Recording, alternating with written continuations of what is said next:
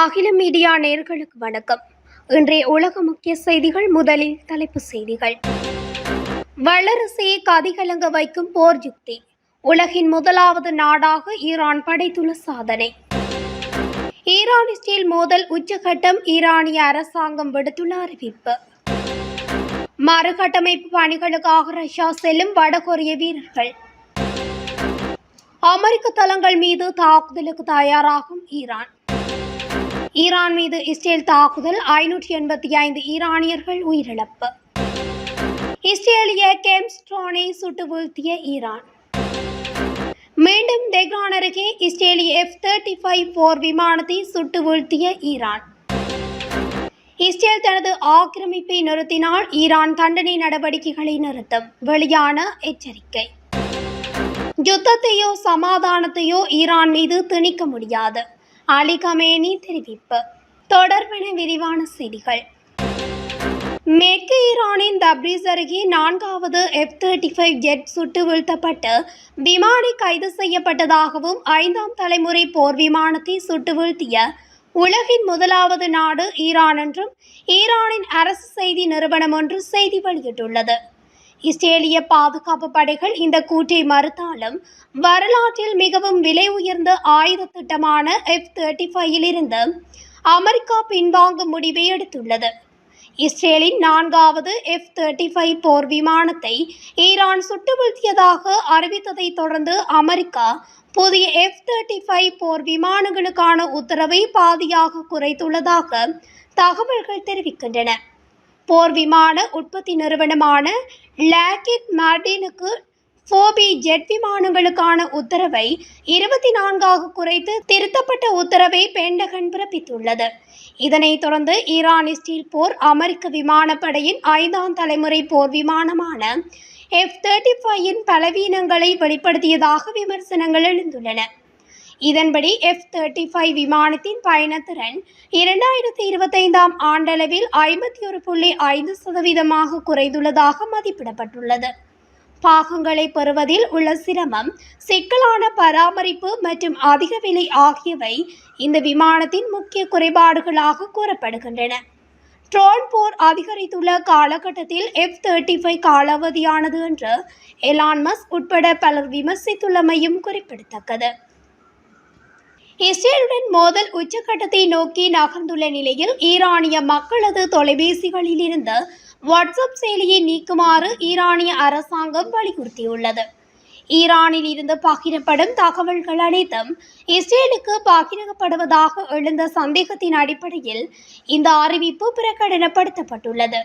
ஆனால் ஈரான் அரசின் இந்த வலியுறுத்தலை மெட்டா நிறுவனம் ஏற்க மறுத்துள்ளதோடு இதுபோன்ற தவறான தகவல்கள் தங்களின் சேவைகளை பாதிக்கும்.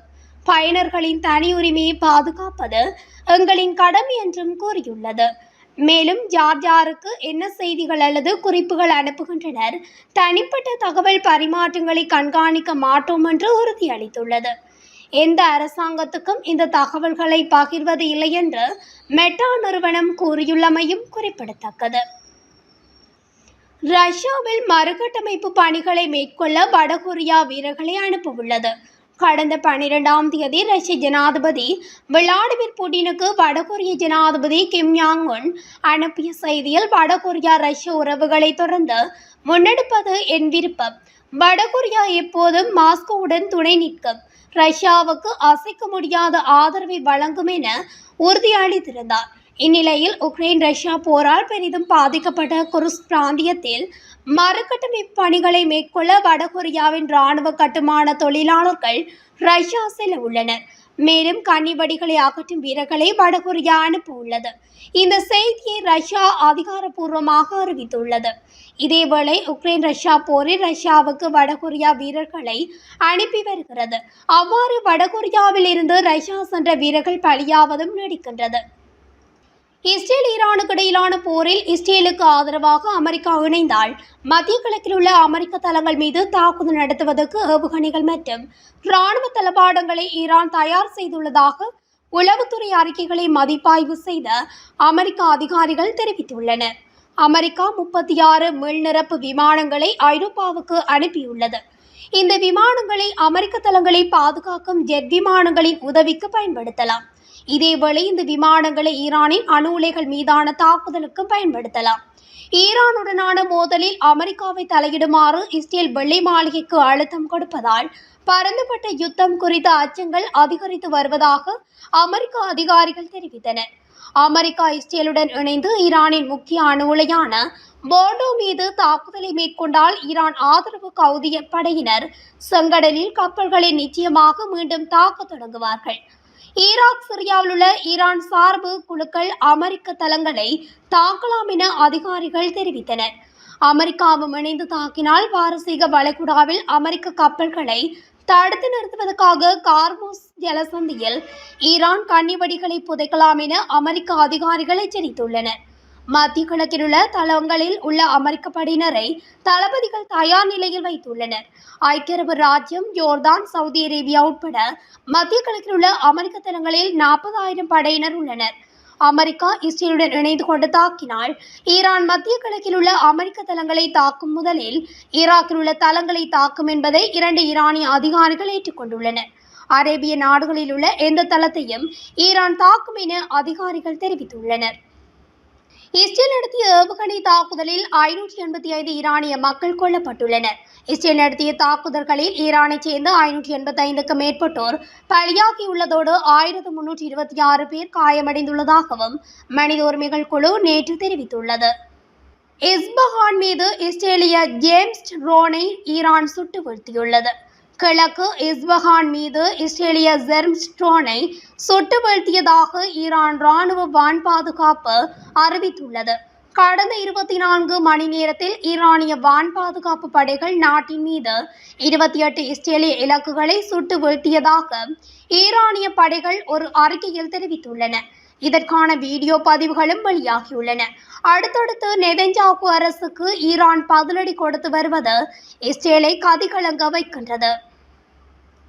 தெஹ்ரானில் இருந்து தென்கிழக்கே சுமார் 35 கிலோமீட்டர் தொலைவில் உள்ள வரமின் நகருக்கு அருகே இஸ்ரேலிய F-35 போர் விமானம் 5வது முறையாக சுட்டு வீழ்த்தப்பட்டதாக வரமின் ஆளுநர் புதன்கிழமை காலை அறிவித்துள்ளார்.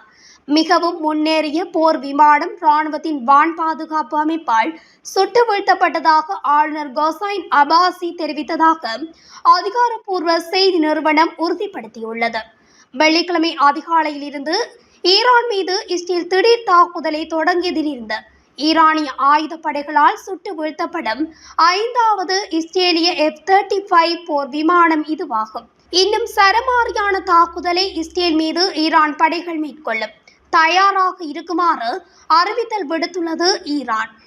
இஸ்ரேலிய ஆட்சி ஈரானிய பிரதேசத்துக்கு எதிரான அதன் ஆக்கிரமிப்பை முடிவுக்கு கொண்டு வந்தால் ஈரான் இஸ்லாமிய குடியரசு தண்டனை நடவடிக்கைகளை நிறுத்தும் என்று ஆஸ்திரியாவுக்கான ஈரானின் தூதர் அசாதுல்லா எஸ்டாக் ஜக்ரோமி தெரிவித்துள்ளார்.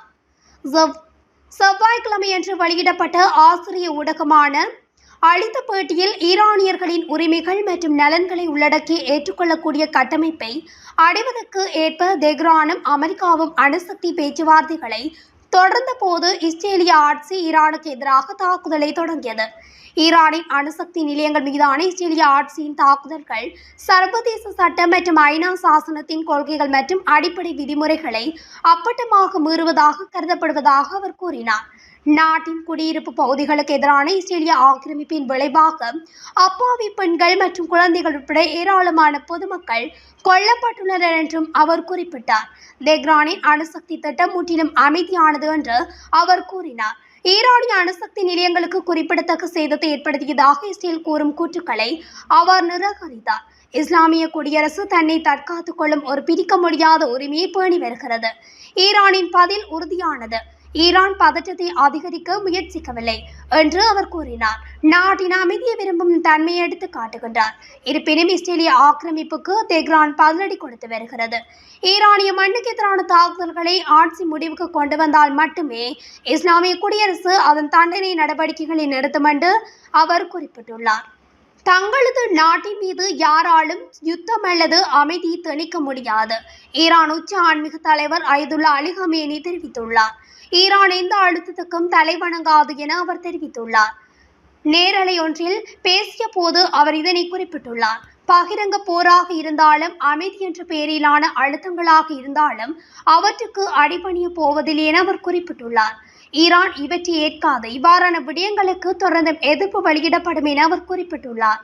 அமெரிக்க ஜனாதிபதி டொனால்ட் ட்ரம்ப் அண்மையில் வெளியிட்ட அச்சுறுத்தல்களை பகிரங்கமாக கண்டித்த ஹமேனி, ஈரானை அச்சுறுத்தி அடக்க முடியாது, வரலாற்றை பார்த்தால் எங்கள் நிலைப்பாட்டை யாரும் புரிந்து கொள்வார்கள் என குறிப்பிட்டுள்ளார். அமெரிக்க தலையீடு இடம்பெற்றால் அது ஈரானுக்கு மட்டுமல்ல உலகுக்கு மீள முடியாத விளைவுகளை தரும் எனவும் அவர் எச்சரித்தார். இஸ்ரேலின் பிழைகளுக்கு கடுமையான தண்டனை விதிக்கப்படும் என அவர் குறிப்பிட்டுள்ளார். இத்துடன் அகில மீடியாவின் இன்றைய உலக முக்கிய செய்திகள் நிறைவடைகின்றன. தொடர்ச்சியாக செய்திகளை அறிந்து கொள்ள அகில மீடியாவுடன் இணைந்திருங்கள். நன்றி, வணக்கம்.